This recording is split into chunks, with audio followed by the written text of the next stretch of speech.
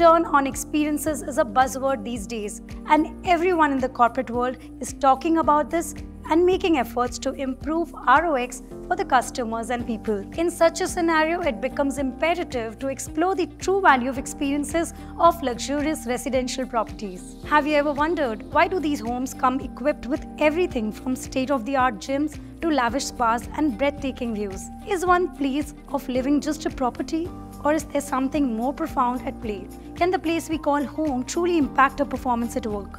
What is the connection between one's place of living and the elusive concept of return on experience? Today we have the privilege of discussing this fascinating topic with a personality who understands the value of money and experience like no other. A seasoned insurance professional with over 2 decades of experience, Mr. Sumit Rai is the Managing Director and Chief Executive Officer of Edelweiss Tokio Life Insurance. Throughout his years in various leadership roles, Mr. Rai has led and mentored several cross-functional teams, enhancing organizational value and growth.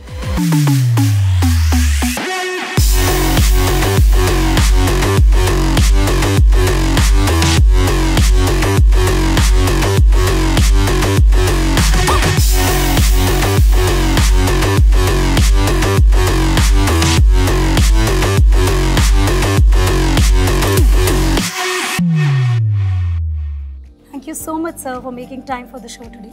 My pleasure, Italia. Good to be here today. Thank you for having me. Sir, having been a leading name in the corporate world today, how do you look at this concept of return on experience? So it's an interesting experience, the whole concept of return on experience. People of my generation have grown up with concepts like return on investment. Yeah. Experience is very different from that. But if I look at what we typically call in our business as input and output, then in some senses, return on investment is the output that you get if you invest in return on experience, right? So that's, I think, the important part that I think we should keep in mind. The other thing that I think people also forget kind of a little bit is that we often define experience with the customer, right? So what is the customer experience? How's the customer transaction? How easy is it? How frictionless is it? And so on. But always an important input into that customer experience is the employee experience. How satisfied is the employee? How committed is the employee? How important does he feel is it to give the customer a good experience? Right? The employee is the provider of experience in this case.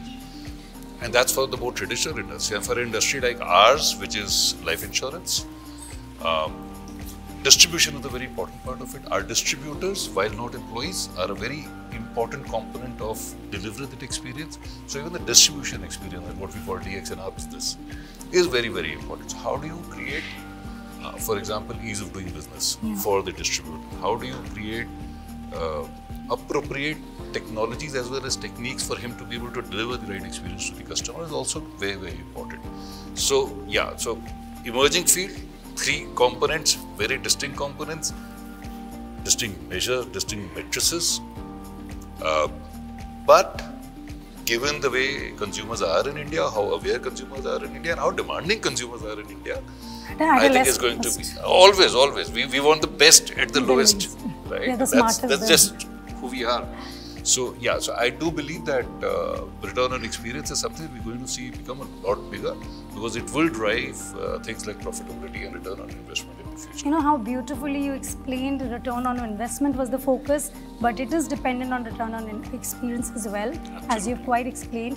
I want to know why this importance to ROX has come up now. Is it a buzzword now only, or it was picking up to come to this space where in business world it is important now? I think what has become over the period of time with the introduction of things like technology and all, managing friction, reducing friction has become very, very important. How do you create a seamless transaction for a customer is very, very important. And I think a lot of it has to do with e-commerce.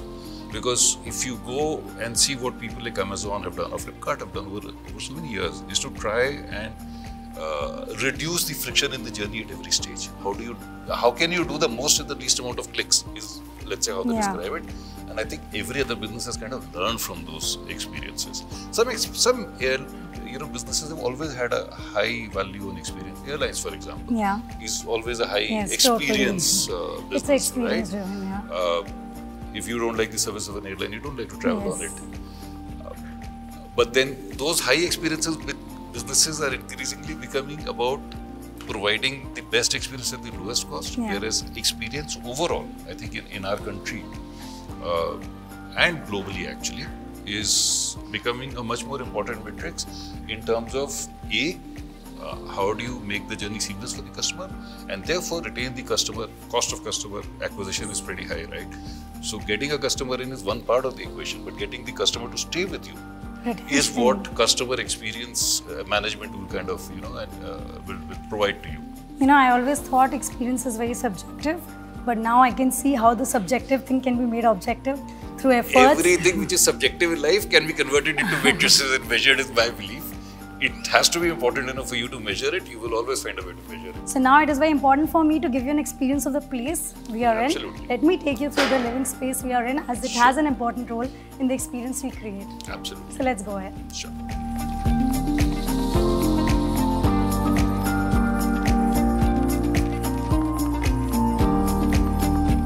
So living space has a very important role in life, where we spend most of our time. What are the essential things, if you have to tell me, in your living space that you think is a magnet and should be around in the choices you make for a living space? First and foremost, a lot of sunlight. A lot of sunlight. I personally believe your living space should give you a sense of energy. Okay. If you're living, and I do believe that a lot of sunlight contributes to energy. Okay. So for me, one of the key things is, I'm not so much of a Vastu person or whatever, I don't really care about so much, but I do believe that the house, as soon as you walk in, it should give you a sense of energy. Seems like you're also a morning person. I am. Yeah. I am an early morning person. I love to see the sunlight, the first sunlight and so on. So yeah, but what do you feel when you walk in? Do you feel jaded? Or does getting into the house after a long day at work make you feel rejuvenated? I think to me that is very important, and as long as that can be sorted, that's one part of it. And I think, then a lot of things. How do you furnish the house? What gives you more comfort? How's the lighting like? I think lighting is something which is underestimated. Yes. I see a lot of, these are very fancy lights, but they don't necessarily serve the right function, which is to provide energy to the house. Nowadays, people have started focusing on different, like warm lights, soothing Absolutely. And so lighting, like I said, to me, lighting, sunlight plays a very important role in what is the vibe of the house, what is the vibe, what is the energy that the house creates. Yeah. So that to me is very important. The rest, the size and all are okay. That doesn't matter as much, but that the house should give you a sense of joy, a sense of energy is, I think, very important, because that's where you spend time with your family, that's where you spend a good 8, 10, 12 hours of your day every day, right? And if you come out of that jaded, then the rest of the life is also jaded. Wow. So can I get a glimpse to understand where do you spend your maximum time in your living space? As I assume it is all lit up. So like I said, I prefer a lot of sunlight. Yeah. So during daytime, there's hardly any lights in the house. It's all sunlight. It's all natural light. It's all natural light. I live a little bit higher. So it's all natural light, and we have a nice terrace. So a lot of the time is on the terrace. Sitting there, morning, evening. The terrace, thankfully, is large enough so I can do my workout and all also there. So a lot of my time is in the living room or in the terrace. Yeah, and then the rest of the time is... So I think I can also sense there, you're a very stress-free personality, looks like that. So with the kind of living space experience you were talking about with your choices, how much does it add to your mind space, keeping you stress-free as you appear? How does this work for you? See, my belief is stress is a part of your life. Okay. You are not going to be able to get away from stress. I think the answer lies in saying, how do you manage the stress? How do you manage Right. But that, I think, is the important part.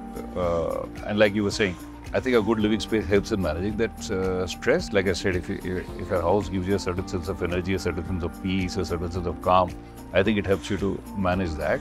I don't know, the way I see it, I try and pack my stress at work. Once I leave work, I try and not think about work too much and stay away from it. It's not always possible, not humanly possible all the time. You can't be, you can't live your life in drawers like that. Yet, this is the work drawer and this is the life drawer. It doesn't really happen. Yeah, but you have to make an effort at it. I think over a period of time, if you practice, you can get a little bit better at it. Here I want to understand, being a corporate leader, the word leader comes in play. how can we understand managing stress in the way you're explaining? Because a leader is always on the front foot, taking the entire workforce ahead.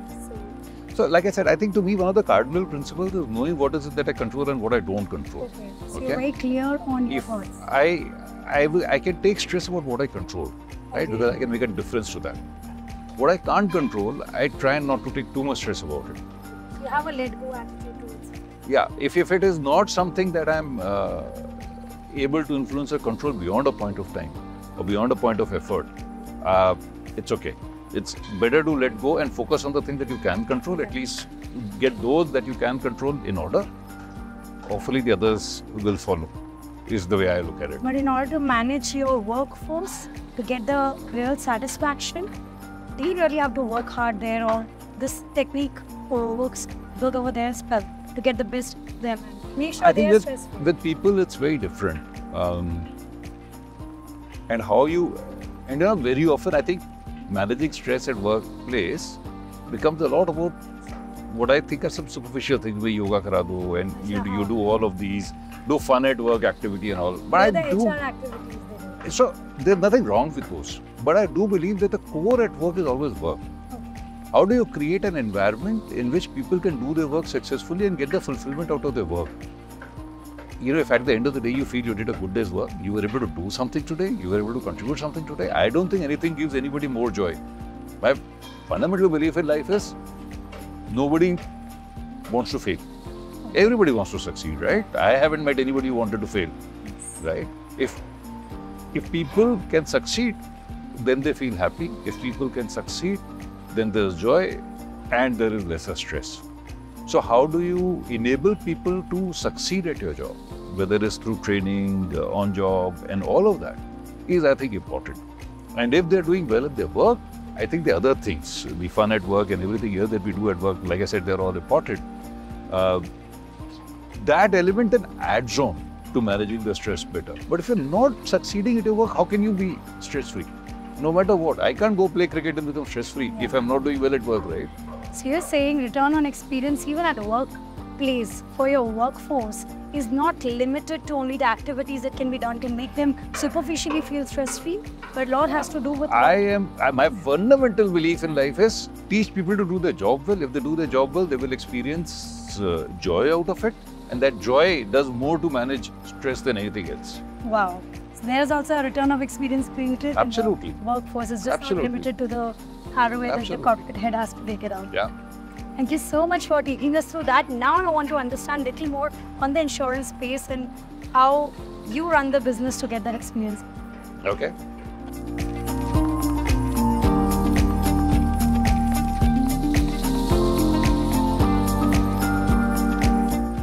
So now talking about the insurance industry, something very close to you, very long time there. How do you look at ROX or return on experience fit in the insurance space? So for us in insurance, I think ROX is a very, very demanding concept. Okay. And let me put it why, especially life insurance. I haven't met anybody who woke up one morning and said, I want to buy life insurance today. Never. Okay. You might get up and say, I want to buy a house, I want to buy a car, I want to do this.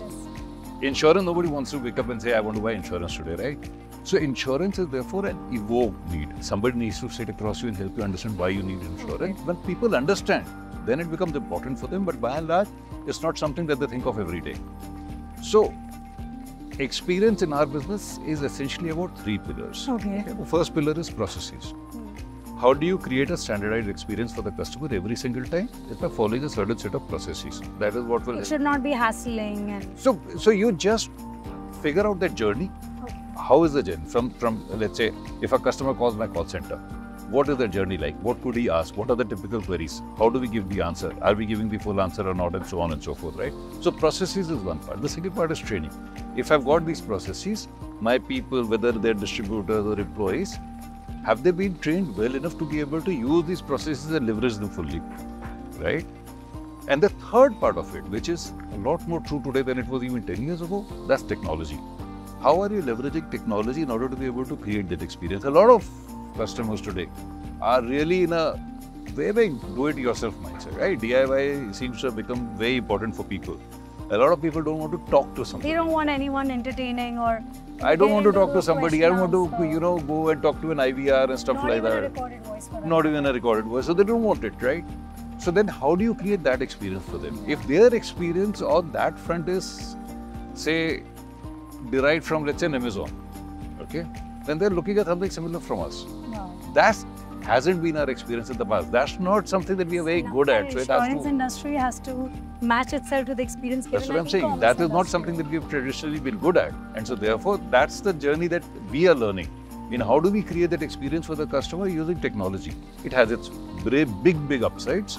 And if you can leverage it well, obviously it has a significant impact on ROI. But it's a learning curve.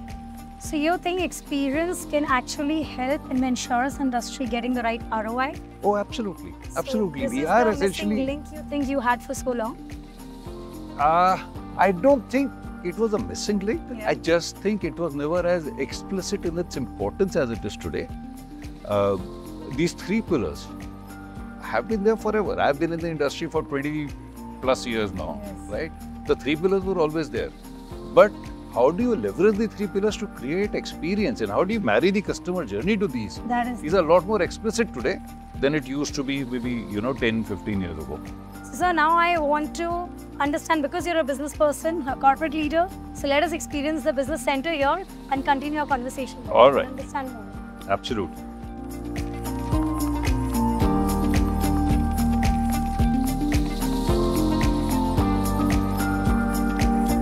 Now that we are sitting in the business center, let us talk some business stuff. Sure. The real business steps that you have taken for your organization to improve the ROX, that is the return on experience in your company. Could you just help us understand? As I was saying earlier, three pillars: process, Training. and technology. Yes.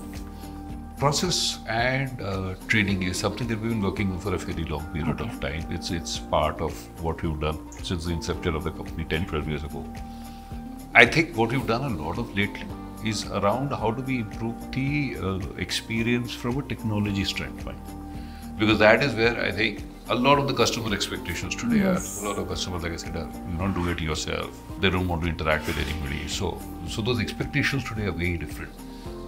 Traditional businesses like ours, life insurance has been around for 200 plus years.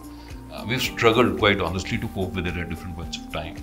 But I think for us specifically, for Edelweiss Tokio Life, I think we spent a lot of time in terms of just trying to make sure how can we use technology to help that interaction between the seller and the buyer become easier, smoother. So for example, today, when you buy life insurance, and this is the transition that I've seen within 20, 25 years that I've spent in the industry. It used to take 7 days to issue a policy in 2001, 2002 when we started, right?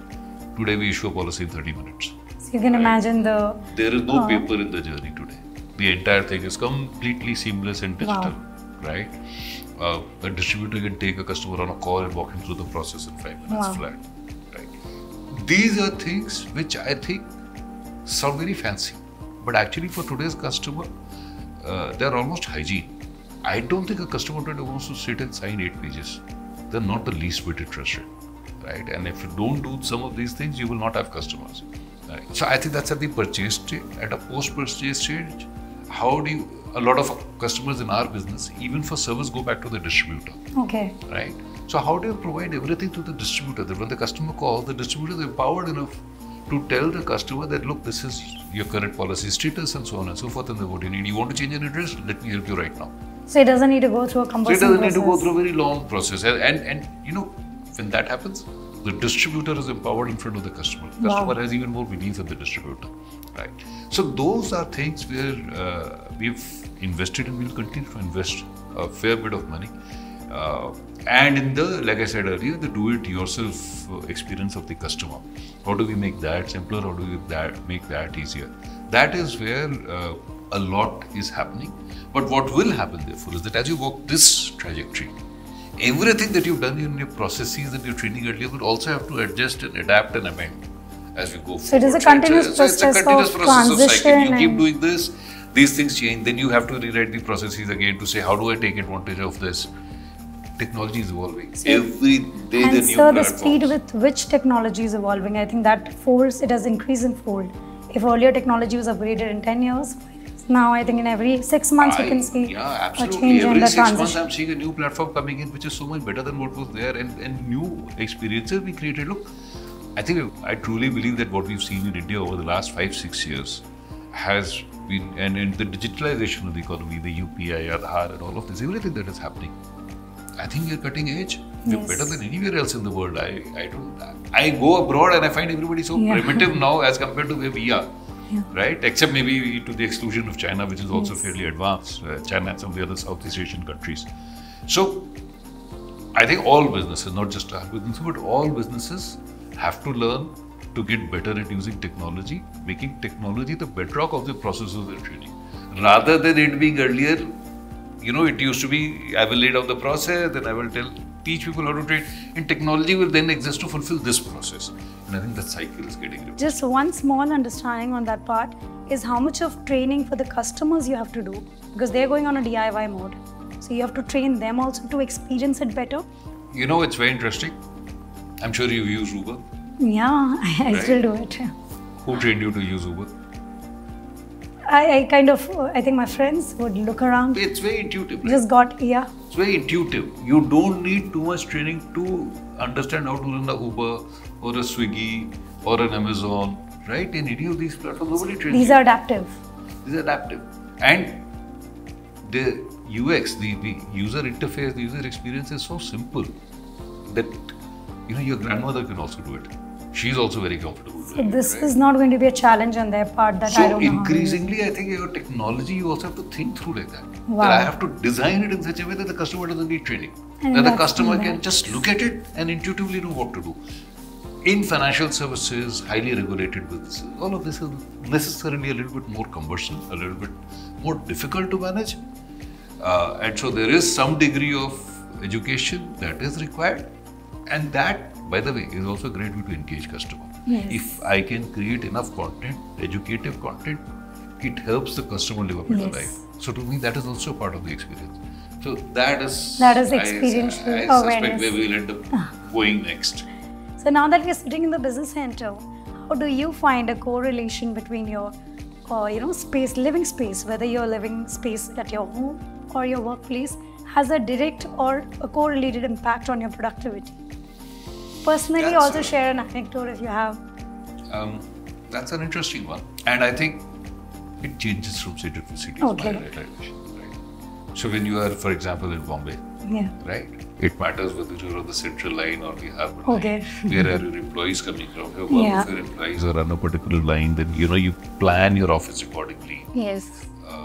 Do you provide pickup from the station and so on and so forth, right? So those things become important, and those are part of what is the employee experience. True. In getting to the workplace and absolutely. How their mood stays intact. How comfortable is it to get to the workplace and to get back to work, right? So that I think is extremely important. But if you are in, say, a place like Delhi, the central line and the harbour line gets replaced with the metro station and so on. The connectivity is good. Connectivity is very important. Increasingly, people live further and further away from office. Yes. Very few people actually have the luxury of being able to stay close to office, right?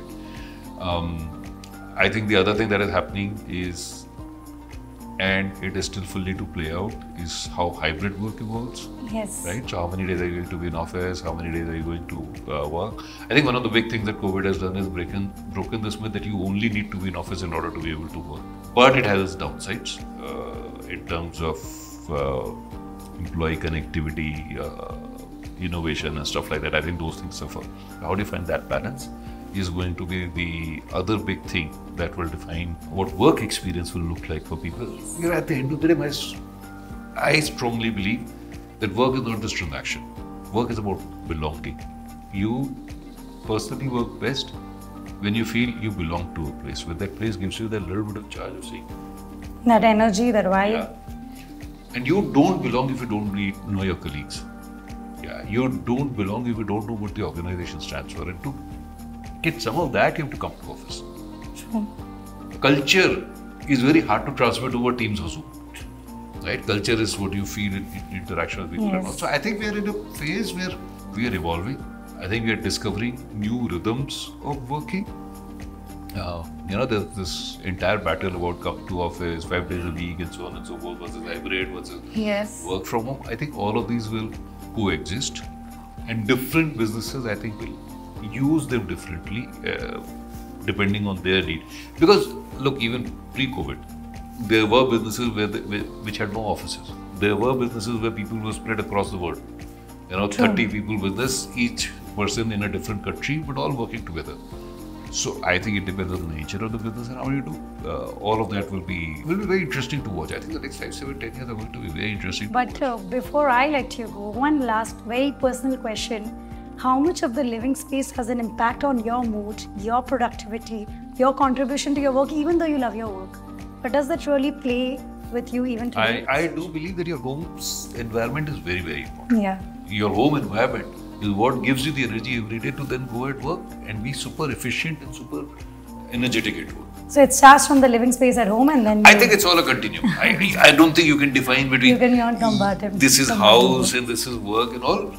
Great work happens and all of this is a continuum and you're just moving seamlessly from one to the other. Thank you so much, Mr. Rai. It was not just insightful, enriching, but very inspiring.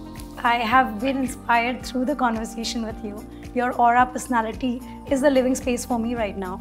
So thank you for extending that to me. And thank you so much for your time. Thank you so much. It's a pleasure. Thank you for having me. Thank you so much for making this show.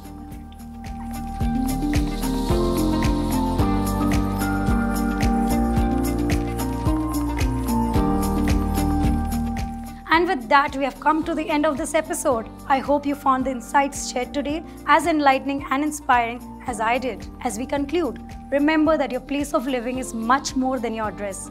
It has the power to be a sanctuary of success and a haven of productivity. This is Anku Goyal signing off from 25 South, one of India's most luxurious living places where every corner exudes opulence and elegance. Wishing you all a productive and fulfilling journey ahead.